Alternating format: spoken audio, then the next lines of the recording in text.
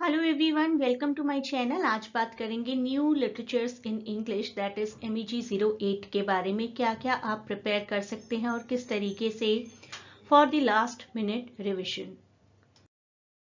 जून session के live batches शुरू हो चुके हैं। आप किसी भी सब्जेक्ट के लिए ज्वाइन करना चाहते हैं, you may contact at the WhatsApp link given in the description of this video.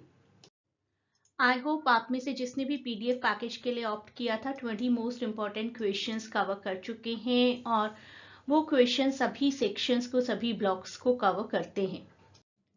This is your syllabus. Introduction है about new literatures in English, उसके बाद grain of wheat, dance of forest, ice candy man, house for mister Biswas, Caribbean poetry भी है। Poetry अगर आप चाहें तो skip कर सकते हैं कंप्लीटली, प्रोवाइडेड कि आपने बाकी टॉपिक्स परफेक्टली कवर किए हैं। सॉलिड मंडाला भी कवर किया है। कई स्टूडेंट्स को ये थोड़ा सा टफ लगता है क्योंकि राइटिंग मटेरियल बहुत ज़्यादा नहीं मिलता है, तो पोइट्री अगर स्किप कर रहे हैं तो सॉलिड मंडाला आपको कवर करना पड़ेगा। स्टोन एंजल काफ़ी ब्यूटीफुल नॉवेल है। किस तरीके के क्वेश्चंस आ सकते हैं, लेट अस डिस्कस। पहला क्वेश्चन आपको पोस्ट कॉलोनियल लिटरेचर या न्यू इंग्लिश लिटरेचर से रिलेटेड आ सकता है। फॉर्मर ब्रिटिश कॉलोनीज का लिटरेचर है new English literature. Colonial, post colonial experiences को पोर्ट्रे करता है। नेशनलिज्म, पावर स्ट्रगल को पोर्ट्रे करता है। It can be from India, Africa, Caribbean और ऑस्ट्रेलियन प्लेसेस, क्योंकि ये सभी प्लेसेस बहुत न्यूली डेवलप्ड हैं। USA को कंसिडर नहीं किया जाता पोस्ट कॉलोनियल में, लेकिन अफ्रीकन अमेरिकन लिटरेचर को कंसिडर किया जाता है क्योंकि अफ्रीकन अमेरिकन लिटरेचर मार्जिनल है अपने आप में। थीम्स जनरली होती हैं कल्चरल आइडेंटिटी से रिलेटेड, क्योंकि कल्चरल आइडेंटिटी नई नई मिली है। लैंग्वेज, कौन सी लैंग्वेज उनको यूज करनी चाहिए officially, unofficially, that has also been a new decision. Imperialism, resistance, क्या क्या बेसिकली स्ट्रगल रही थी उन सभी प्लेसेस की जो कि कॉलोनाइज हुए थे। That is combination of new English literature. Grain of wheat से आपको कैरेक्टर एनालिसिस भी आ सकता है और किस तरीके से कॉलोनियल रूल को दिखाता है। ग्रेन ऑफ व्हीट स्ट्रगल को दिखाता है, ऐसा क्वेश्चन भी आ सकता है।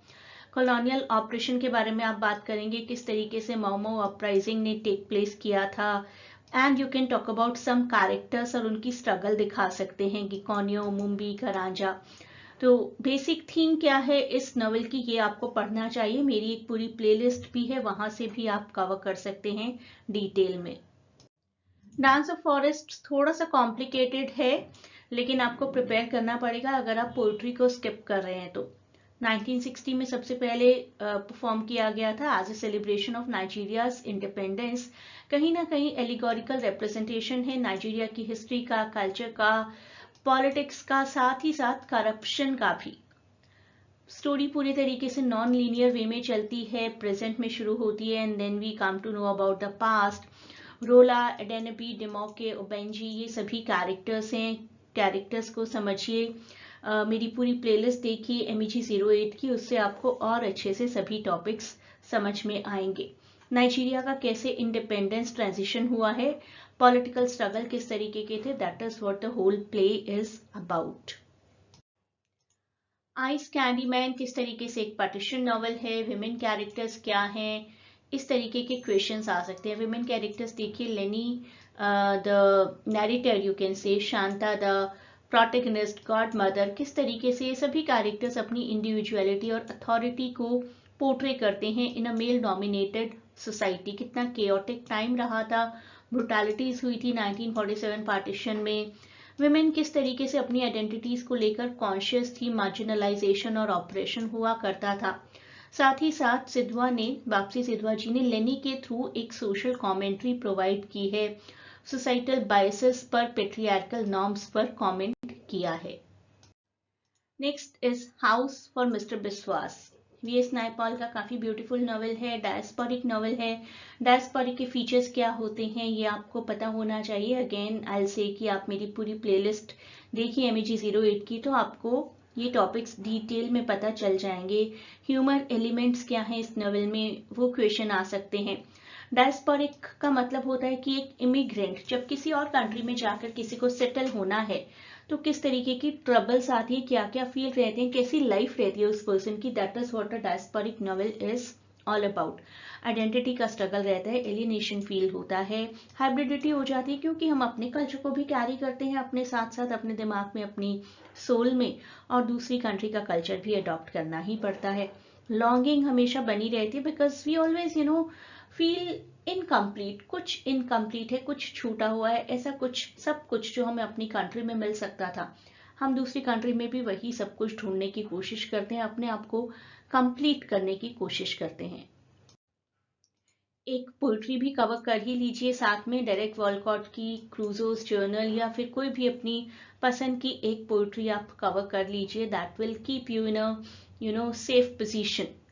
क्रूजोज जर्नल डेनियल डेफो के रॉबिन्सन क्रूजो का ही एक और रिप्रेजेंटेशन है, and it shows the relationship between Crusoe and Friday. Friday जो कि बहुत इंपॉर्टेंट कैरेक्टर थे इस नॉवेल के, उनको भी पोर्ट्रे किया गया, कॉलोनाइजेशन की थीम दिखाई गई है, डिस्प्लेसमेंट की थीम दिखाई गई है। डेरेक वेलकट ने फ्राइडे की एजेंसी और फ्राइडे की पावर और फ्राइडे की इंडिविजुअलिटी भी दिखाई है। Friday is the name of a character. आज की डेट में देखा जाए तो कॉलोनियलिज्म के इम्पैक्ट को दिखाती हुई एक पोइट्री है ये। सॉलिड मंडाला, आपको मंडाला का क्या सिग्निफिकेंस है ये आ सकता है, थीम्स ओवरऑल आ सकती हैं, identity, self discovery, family relationship, alienation, displacement यहाँ पर भी है, and both of the brothers are struggling for the search of meaning, self discovery, identity. Novel दो भाइयों की स्ट्रगल की स्टोरी है, दोनों एक दूसरे के ऑपोजिट हैं, फिर भी एक दूसरे के कॉम्प्लीमेंट हैं दोनों। किस तरीके से उनकी आपस में रिलेशनशिप चलती है वॉल्डो की और ऑथर की, और कैसे दोनों भाई कहीं ना कहीं एलिनेटेड हैं पूरी कम्युनिटी से, आइसोलेशन की एक फीलिंग है, and both of them are going for a quest for meaning in their lives.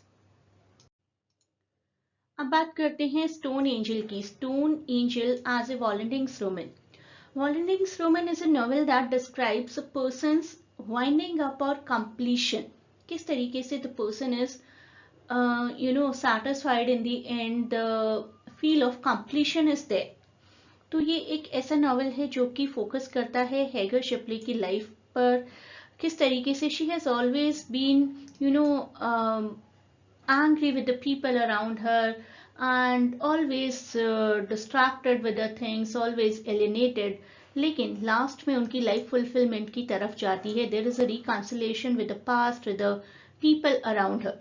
अपने आप को इंट्रोस्पेक्ट करती हैं, अपनी मेमोरीज को विजिट करती हैं, अपनी मिस्टेक्स को अंडरस्टैंड करती हैं, दूसरे लोगों को अंडरस्टैंड करती हैं। तो the whole novel is a journey towards fulfilment. इस नॉवल से आपको ओल्ड एज से रिलेटेड क्वेश्चन आ सकता है, या फिर हेगर शिपले से रिलेटेड क्वेश्चन आ सकता है उनके कैरेक्टराइजेशन से।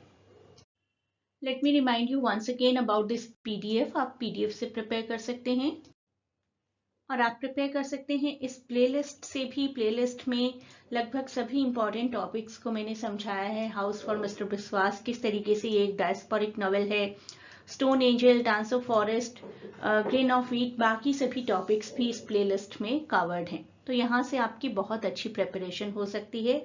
If you want to add an icing on the cake, you can go for PDF also. Current exam के लिए लाइव सेशंस नहीं चल रहे हैं, लेकिन लाइव बैचेस चलेंगे प्रॉपरली फॉर जून एग्जाम्स। उसके लिए आप क्लासेस ज्वाइन करने की क्वेरी कर सकते हैं। The WhatsApp link is given in description. A great good luck for your exams.